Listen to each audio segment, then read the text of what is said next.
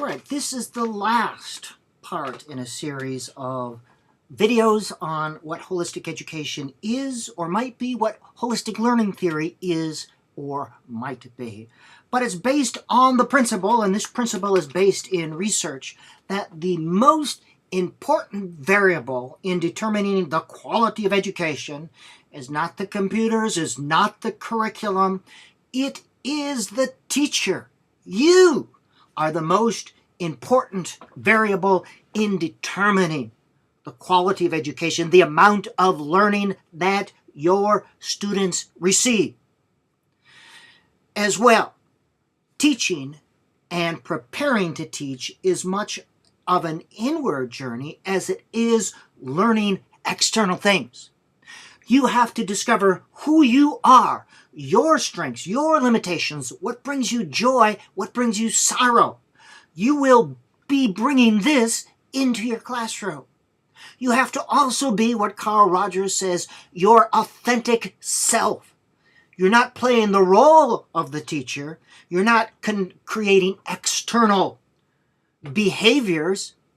You are being yourself. There is congruence between who you are, what you believe, your values, and your teaching. Teaching is effective when there is that congruence. You are a real, actual human being, not someone pretending to be a teacher.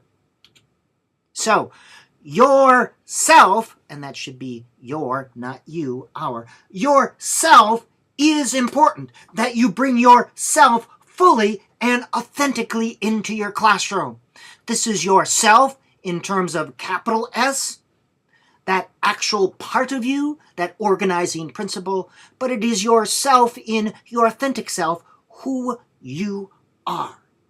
There is congruency between what you believe, who you are, and what you teach. If you're trying to teach by someone else's values, someone else's principles, someone else's beliefs, you're a dancing monkey. We don't need dancing monkeys. We need teachers. Creative, intelligent teachers. Which brings me to the last and probably most important point. And this is true rather in humanistic learning theory as well as holistic learning theory.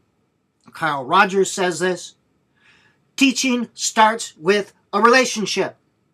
Until then, you are a clown. You're an entertainer. You're a dancing monkey. Starts with knowing and understanding your students.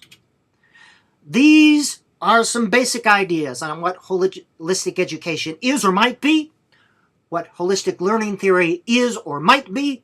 I do not expect you to have grasped it in totality. We do not learn in lines. Hopefully you have touched some of these ideas. It will have expanded your paradigm, your idea of what might be, must be, or will be as you take your journey to become the best teacher that you can be, to self-actualize as a person and as a teacher.